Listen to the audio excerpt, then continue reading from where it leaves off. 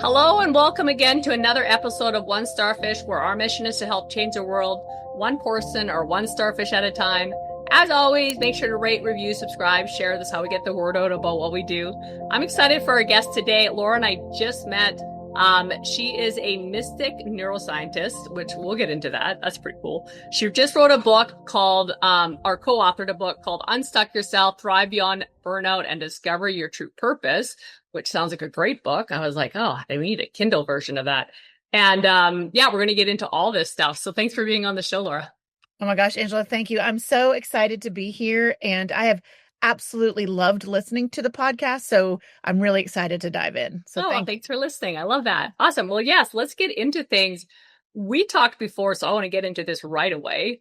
A major thing that happened to you back when you were 19, which is pretty young. So tell us a little bit about what happened and, what you took from that. Absolutely. So I had a medical procedure, and I ended up hemorrhaging really bad and having kind of my blood pressure dropped. I had this kind of out of body experience. So jumping right in, I had this kind of major mystical experience at 19. And what happened in that moment was I was kind of hovering above my body. I didn't have one of those, what it feels like, what they write about in the books where, the light, and I didn't have all of that, but I did feel, what I really did feel was a sense of peace. I mean, the room had been chaotic because things were going, amiss in the medical moment. But what I really felt was this sense of like warmth and a sense of peace. And I'm kind of observing what's going on in the room. There was no sound at that point. And I just had this sense of like, I could go if I wanted.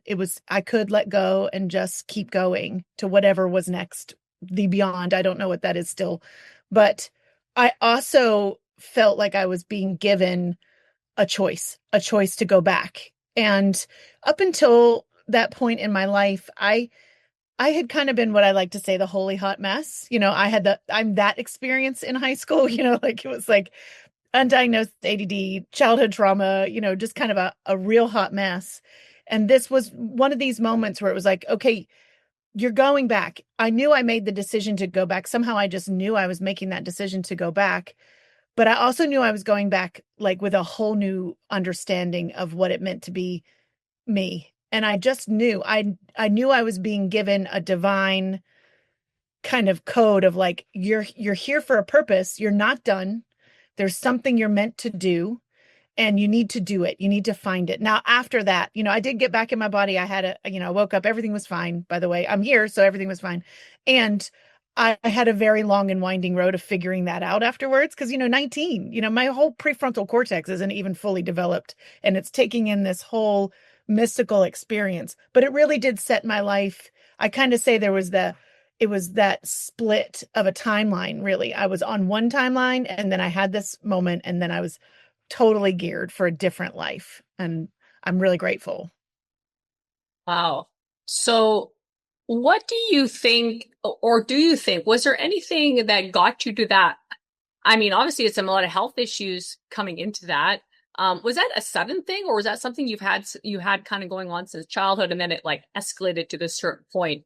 No, it's so just kind of like a little bit of a trigger warning for anybody that's listening. I actually got pregnant at 19. Holy hot mess. Okay. And I carried the baby to term, and then I lost her in delivery.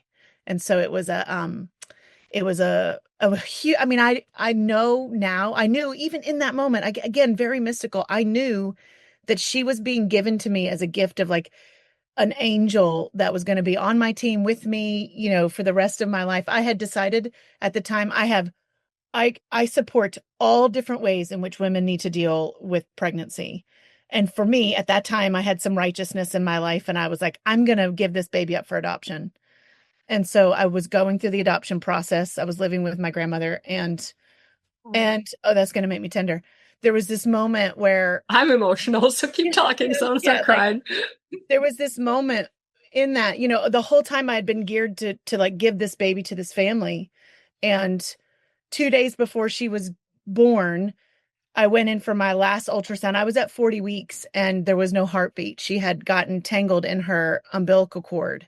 And it was it took everything out of me, right? It took the wind out of me. I had not expected to have any connection to this person other than to deliver it to another family. And so I suddenly had this major connection to this little human, and I understood the gift almost instantly, because I think once I held her, even though by the time I held her, she had passed away, she had been passed away for a couple of days, I knew I couldn't have handed her to someone else, not with myself intact. I couldn't have done it. And so I knew the whole thing. Somehow I just knew the whole thing was on purpose, that it was like almost like I had a guardian angel. And I don't know about that whole realm. I believe, but I don't know, like, but I felt like I had a guardian angel that embodied for 9 months to help me change my whole life and give me that gift. And even though it was hard and I went through, I mean, it was incredibly difficult to lose a child, especially that early, especially with no understanding of what it really meant in my life. It was, I understood the both and really early on of how much of a gift it was too. And I think that was the grace I had to get through it. Wow. Well, thank you for sharing. Obviously, first of all, you didn't have to, so appreciate that. Vulnerability for anyone listening. That's an intense story. And there's a lot of women out there that I believe relate, that have been through maybe not exact circumstance, but I know one of my good friends went through like 4 miscarriages, and it's just amazing how many people go through stuff and it's not discussed. Yeah. So, great job being vulnerable and open, because I'm sure that'll help someone that's listening right now. Yeah. And so if you're listening and this helps you, definitely reach out to Laura and let her know. I'm sure she'd love to hear that. Yeah. Yes. But okay, so going into that, if you don't mind touching a little bit on that. So like you said, you're a hot mess. I'm guessing baby daddy not in the picture at all. And you live with your grandma. And the reason I always love to dig into, I always go into the family thing, because I just think, I don't think you can blame the family, but I think so many people do blame their family. Yeah. And look where you're at. So without throwing things out, without bashing anybody, you had an upbringing that was slightly traumatic yourself, it sounds like. Yeah. And I did. Yeah. I grew up, and I think this happens to a lot of people, but I didn't realize I'd had a traumatic childhood until I was an adult. I think you swim in the water you swim in, and I didn't realize the depth of the my mom is amazing. I love my mom deeply. I have there are 4 of us. I have 3 siblings, and we are very, very close. So my mom and my siblings and I are very close. And my dad was challenging, right? So nowadays we would know he would have been a classic narcissist. He was emotionally and mentally abusive, sometimes even a little physically abusive. And so I did not know that, I didn't know that men could be different than that. So that's kind of the hot mess. And I didn't know that wasn't normal until I got to be an adult. And so yeah, I think I was also, I was undiagnosed ADD. And I think when we see that often in family systems, part of my background is in working with ADD and ADHD, especially in family systems.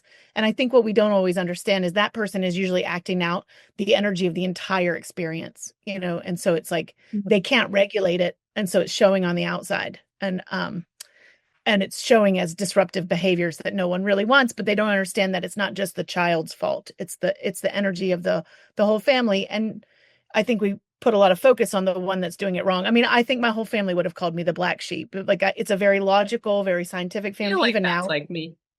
Yeah. It's like, some of us are, and so it's like, some of us have to be. That's what I say. The black sheep is the rebel, and I want to be that. I think they're prettier than white sheep. Yeah. They are. They really are, like, actually. Really? In real life. Yeah. Yeah. So it was interesting. I grew up in a very small town in Virginia, I didn't want people to know I was pregnant at 19. And so I moved in with my grandmother, who I love dearly. She's was in Columbus, Ohio at the time, which is where my family is from. And it was kind of this magical, I mean, I know I'm talking about it, like it was also really hard, but it was also this magical container. I got to spend 9 months with my grandmother, which a lot of people that age don't get to say. I got to be in her presence every day. She was just she was so funny, and I just loved being with her. And I got this time to feel I was away from everyone.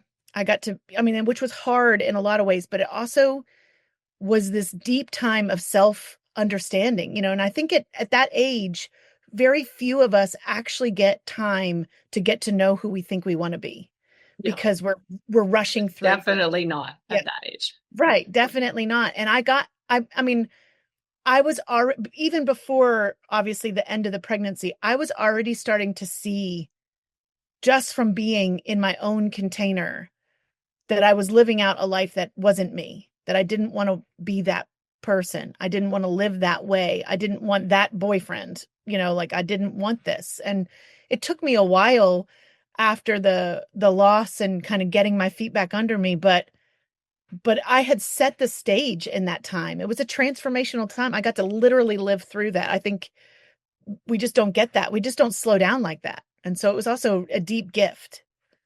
I believe your grandma was huge because your attitude, so many people would be looking at this completely different than you are. And this is what makes this our perception of reality is what determines our reality. Yeah. And so if you listen to this, it's how you interpret the events that happened to your life that determine what really kind of happened. Yeah. And so a lot of people would be sitting there. They'd be, I mean, I'm sure you did have days you're crying, but they would be like bitter, like, oh my gosh, this guy let me down. Like he knocks me up and then he bolts or whatever, like the story was. And I'm sure there was times of that, but you didn't let that define you, which is really intriguing at 19. I'm guessing your grandma played a huge role. She sounds like an incredible human, to make you feel that you were worthy, even when a lot of society might think you're less than, or even yourself might think you're less than, which you obviously aren't. Is that a fair? Oh yeah. I think my grandmother and my mom and my brother and my sisters, like they really held me up. And I don't remember making a choice to have a good mindset about it. I want to name, right. I think it wasn't like I was like, oh, I can choose to have this reality. No, of course you weren't. Yeah. But I think I was being given these little gifts and I was noticing them. Maybe my gift was that I was noticing that I was being given these little gifts that I could perceive them as traumatic and tragic and I could have gone down that road, but I was being given all of these little gifts through the whole experience that were helping me see that this was the right thing for me. This was, and like I said, even in the death moment, in that whole moment, it was like this very intense holding of the both and of like, yes, this is so hard and it could be hard for the rest of my life. And it certainly was when I got pregnant again. I had different fears. I had different things, but I also knew, I think I knew I was meeting angels at every turn. And so I think I was I went on to study perception. I think for this reason, I went on to study the neuroscience of perception and how it affects our reality, because I do think what you just said is so important. It's like, it's always there. The choice is always there. It's whether or not we're capable, and sometimes we're not, but if we can be, to notice where we're laying the seeds of something much bigger than the moment, if we can be present to that. Man, that's so true. So you came out of that and then boom, all of a sudden you got your life together, but you didn't quite, but kind of. There was probably a degree of like dramatic transformation after that. Is that right? Like there was some dramatic changes. And I'll be a little bit open and vulnerable. Ever listen? I felt similar when I hit real world. I didn't have a baby, but that's not from an act on my own part. Let's put it that way. Yeah. And I just thought, men all loved me or they wouldn't ever sleep with me. Yeah. And so I can see where that, and I look back and I'm grateful I didn't get pregnant, because I don't know what that would have done to me. I don't know we would have come to the same conclusion. Not sure where I don't have to worry about it. That wasn't God's plan for me. But interesting, that was God's plan. And then, how he took your little one to heaven, and she's waiting for you. Yeah. And, she's there. I really think that, people, like I said, when people pass on, there's a reason and they're still with us. Yeah. And I'm she was your little, like you said, your little angel, Yeah. which is super cool. So you went on, you started to build a new life. And then you got into, where did you get into neuroscientist stuff? Like, where did Yeah. that come from? Yeah. So I had this, so like I said, the journey was long and winding after that. So I actually went through lots of different career iterations. I right after that, actually a year after her losing her, I actually met my current husband, my only husband, but I met him when I was Which, by 20, the way, 25 years of marriage. So 25 years of congratulations. marriage. Yeah. Yeah. And and again, I knew that Caitlin brought us together. And actually there's like, again, angel evidence of us being together, that was the right thing for me at the time. And we got married pretty early. I think I was 24 when we got married, but I also had my first child by the time I was 25 or 26. So like with him. And um so my life kind of dove right into motherhood, right? Like that's basically. And so I was always trying to kind of build a career in motherhood, and I had that whole winding path. I was an art jeweler for 8 or 9 years. I loved that period of time in my life. I burnt out for the first time. That was my first full on, um, I gave it everything, but I didn't have a governor. And so I grew my company too fast. And so I burnt out. And in the aftermath, and I talk about that in the book some, and then the aftermath of that is when I found this modality. I was looking for, and this is again where purpose came back up. I knew I'd been put here to do something important, right? Like I knew I'd been put back in my body to do something important. And I had a sense that was raising my children, and but I always had this kind of, but also there's something else. There's just something else. And so when I found myself in this kind of in between after adrenal burnout, and I was looking for a new thing, a new career, a new something, there was part of me after being an entrepreneur and burning myself out that wanted to go work at Trader Joe's. I think that's a silent dream of almost every small business owner. They're like, I'm just going to quit it all and go work at Trader Joe's. I think we joke about that some, So funny. but like it was like there's like a lightness to to getting to go and smile at people and then walk away at the end of the day. And but again, that little voice was like, no, no, no, you like now. And I felt this new intensity around, I couldn't just find a job, that I was finding purpose. And I don't believe that purpose is what we do. I believe what we do is a result of being on purpose. I've learned that since that, but in this moment, it felt like what I did was really important in this moment. And I found this modality because of one of the things that one of my kiddos was going through called brain integration. And while we were going through this kind of 16-week session, every week we were going in for sessions with her, and I was seeing dramatic changes in her life. And she was dyslexic. She is dyslexic, but it was like really helping her with her self-confidence and her reading. And often dyslexia also comes with ADD. And so some of the ADD things were starting to get better. It was just amazing. And I just knew, same thing, just this knowing that I needed to ask more questions. So I asked him one day, about the modality, and he gave me all the information, and I started studying it. And so that's when I really started into energy medicine. I didn't understand it was energy medicine at the time. I actually thought it was some sort of chiropractic work, but it was actually an energy modality that works with the energy system of the brain. And that I just starting there, I was so fascinated with how the brain functions. I mean, it's just when you really start to study the brain at all, any bit of it, the fact that we function in the world is amazing. It's a miracle, right? Like so much happens, so much has to happen in order for us to even like pick up a pen or wake up in the morning. It's just a neurological miracle, like, and so I was just fascinated. And that's how I got into neuroscience in general, studying kind of medical neuroscience. I studied a little bit of medical neuroscience, but I realized that I really wanted to study perception more than anything. And that's how I kind of ended up as that mystic neuroscience. I started to really study like that our perceptions and how we perceive things, our core beliefs, our attitudes, things that get passed down to us, childhood experiences, they become these filters and archetypes. Like that's kind of the archetypal realm, the meaning that we're applying to our life becomes these perceptions that then guide how we think and how we feel and how we move emotions and literally even how our genes show up. And I just have not stopped since. I just think that's like the most fascinating thing we could be doing is looking at that correlation perception. That's the long answer. That's cool.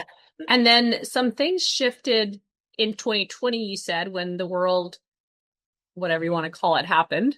You guys, if this is a while later that you're listening to this, look it up. You'll find some stuff. Anyway, some things shifted. And you had to make some shifts. Tell us a little bit about that and how the shifts, how did you believe in yourself enough to make the shifts? Yeah, it was a challenge. It was gosh, I want to say those years were also a both and, right? We had these major challenges individually, community-wise, globally going on. And at the same time, there were a ton of invitations in that for well, if you can't have this, what do you really want? Right. So during that time, what I was doing was deemed non-essential and I had to close my clinic.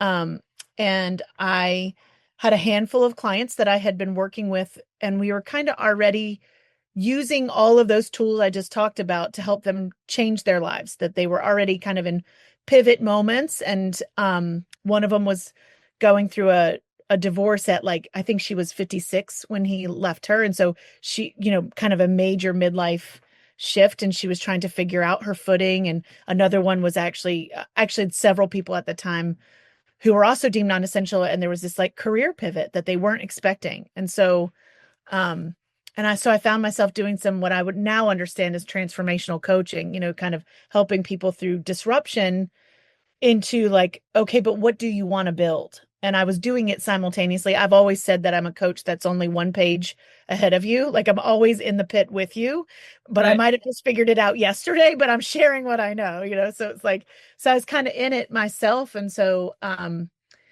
that's when I found some of the tools that I use now. Human design is one of them.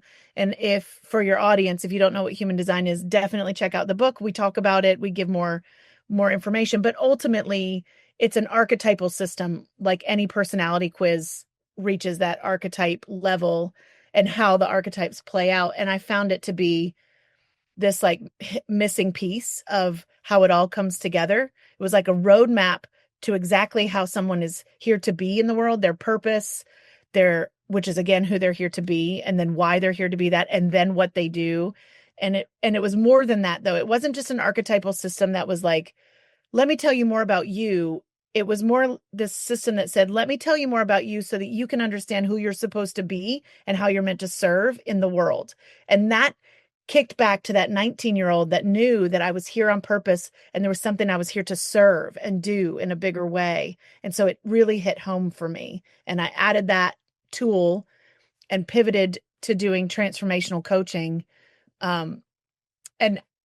But blending all those things I already, I didn't let go of what I knew. I just kind of pulled the best of it and put it all together and used it all. So that's kind of, and I think what you asked me about the courage to do that, I don't think it was a choice. I think, I think sometimes it's the courage that it takes to do something even when we don't want to, even, I can't say I wasn't frustrated. I was really frustrated. I worked really hard to build my clinic, and I was really frustrated that I was facing this kind of pivot. And I'd already had a couple career pivots. Mm-hmm. And I was in my, I guess I'm 49 now. So I was in my early 40s, mid 40s, it was I didn't really want to pivot. So, so I don't know that I had the courage. I don't know that I willingly found the courage. I think it wasn't a choice. But I also want to say to that, the same thing that I said before is even when I didn't want to, there's that inner pull. And I think everybody feels it at some point, that's this inner pull that says, no, but you got to keep going. You're here to live and serve in a way that's more than just the mundane, just the everyday.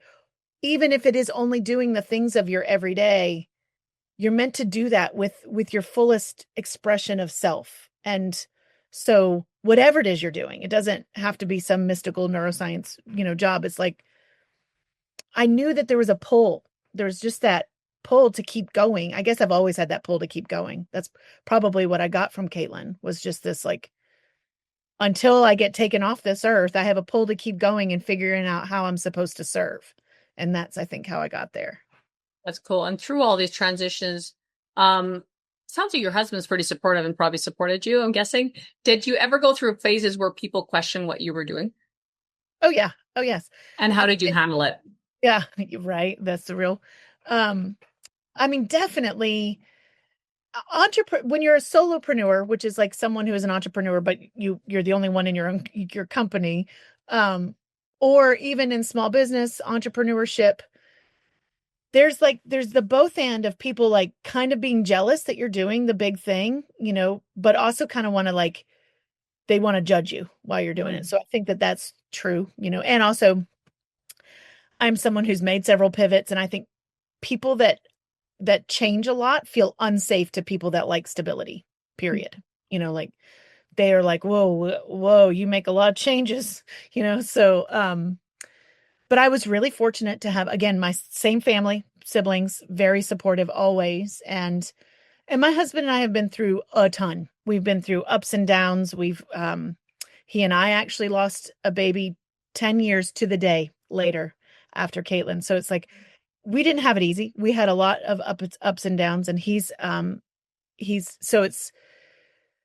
so I think, like, oh, I just totally lost my train of thought with why I was saying that. I think that's mentioning the baby part, but so yeah, I think it was like we both have lived a life. He's also an entrepreneur. He ended up being a real estate agent, and they tell you like all of the things tell you to not have two people who don't have stable income in a household.